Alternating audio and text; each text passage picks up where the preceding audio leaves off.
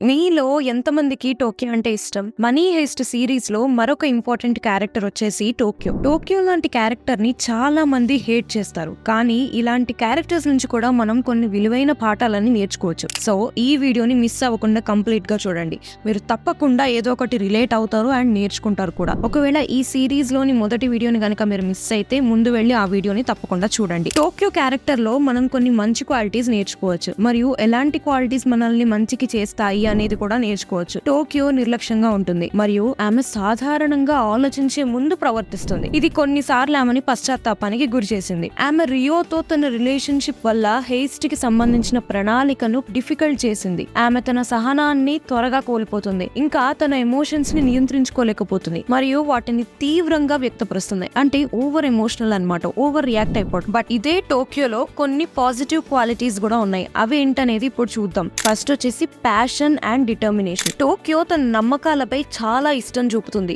మరియు ప్రమాదంలో కూడా తన లక్ష్యాన్ని సాధించాలని నిశ్చయించుకుంది. ఇది చాలా ఇన్స్పిరేషనల్ గా ఉంటుంది. కానీ ఆ లక్ష్యాలు మీకు అనుకూలంగా ఉన్నాయా లేదా అనేది చూసుకోవాలి మరియు మీ వాల్యూస్ ద్వారా అనుసరించబడాలని కూడా నిర్ధారించుకోవడం చాలా ముఖ్యం. సెకండ్ వన్ ఏంటంటే లాయల్టీ అండ్ ప్రొటెక్షన్. టోక్యో తన స్నేహితులకు మరియు ప్రొఫెసర్ యొక్క ప్రణాళికలకు లాయల్టీను ప్రదర్శిస్తుంది. అది ఆమెను ప్రమాదంలో పడివేసినప్పటికీ టోక్యో అడ్డంకులను అధిగమించడానికి ఆమె ఆలోచన మరియు రిసోర్సెస్ పైన ఆధారపడుతుంది. ఇది చాలా విలువైన క్వాలిటీ. రియోను కాల్చినప్పుడు మరియు ఆమె తల్లి చనిపోయిందని తెలుసుకున్నప్పుడు ఆమె చూపిన ఎమోషన్స్ ఆమె ప్రేమించిన వారి పట్ల చాలా శ్రద్ధ చూపుతుంది అని నిరూపిస్తుంది. ఆమె నిజంగా శ్రద్ధ వహించే వ్యక్తుల్లో చాలా ప్రొటెక్టివ్ గా, ఇంకా లాయల్ గా, ఇంకా మరియు చాలా ప్రేమగా ఉంటుంది వాళ్ళతో. థర్డ్ వన్ ఏంటంటే కాన్ఫిడెన్స్. టోక్యో చాలా ఆత్మవిశ్వాసంతో ఉంటుంది.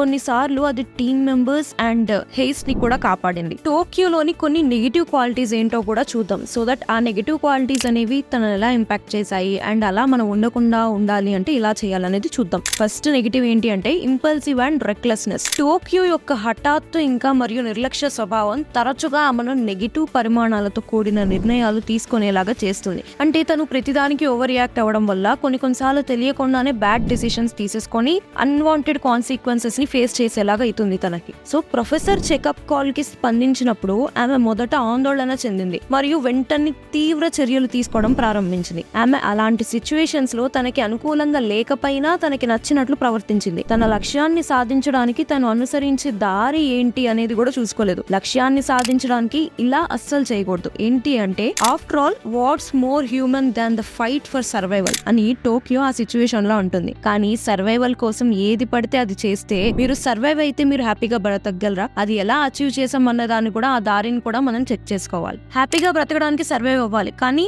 అది ఎలా సర్వైవ్ అవుతున్నాం అనే దాని మీద కూడా డిపెండ్ అయి ఉంటుంది. దీని నుంచి నేర్చుకోవాల్సిన లెసన్ ఏంటి అంటే జాగ్రత్తగా ఆలోచించడం మరియు ప్రణాళిక ప్రకారంగా పని చేయాలి అనేది గుర్తుపెట్టుకోండి. అథారిటీ అండ్ రూల్స్ పట్ల నిర్లక్ష్యం. టోక్యో యొక్క తిరుగుబాటు వైఖరి మరియు అధికారం పట్ల నిర్లక్ష్యం తరచుగా ఆమెను డిస్ట్రక్టివ్ మార్గంలో నడిపించింది. చట్టబద్ధమైన నియమాలు మరియు విలువలను పాటించడం మరియు అథారిటీ వ్యక్తులను అర్థం చేసుకోవడం మరియు గౌరవించడం అనేది చాలా ఇంపార్టెంట్. అనారోగ్యకరమైన కోపింగ్ మెకానిజమ్స్. ఎమోషనల్ బ్యాగేజ్ మరియు గాయంతో టోక్యో తన పోరాటాలు హింస మరియు సెల్ఫ్ డిస్ట్రక్షన్ ప్రవర్తన వంటి అనారోగ్యకరమైన మార్గాల్లో తరచుగా వ్యక్తపరిచింది. వ్యక్తిగత సవాళ్లను ఎదుర్కోవడానికి ఆరోగ్యకరమైన కోపింగ్ మెకానిజమ్స్ కోరడం వంటివి మిమ్మల్ని రూన్ చేస్తుంది అనడానికి టోక్యో క్యారెక్టర్ ఒక లైవ్ ఎగ్జాంపుల్. తన ఎమోషనల్ బ్యాగేజ్ ని తగ్గించుకోవడానికి ఆమె తన శరీరాన్ని వాడడం లాంటివి చేసింది. ఇలాంటివి చేయడం ఎప్పటికీ కరెక్ట్ కాదు. టోక్యో వంటి క్యారెక్టర్ ఎల్లప్పుడూ రోల్ మోడల్ గా ఉండకూడదు మరియు వాటి చర్యలు ఎప్పుడూ మనం అనుసరించకూడదు. టోక్యో వంటి పాత్రలను డీప్ గా విశ్లేషించడం, ఇంకా హానికరమైన ప్రవర్తనల నుండి పాజిటివ్ లక్షణాలను,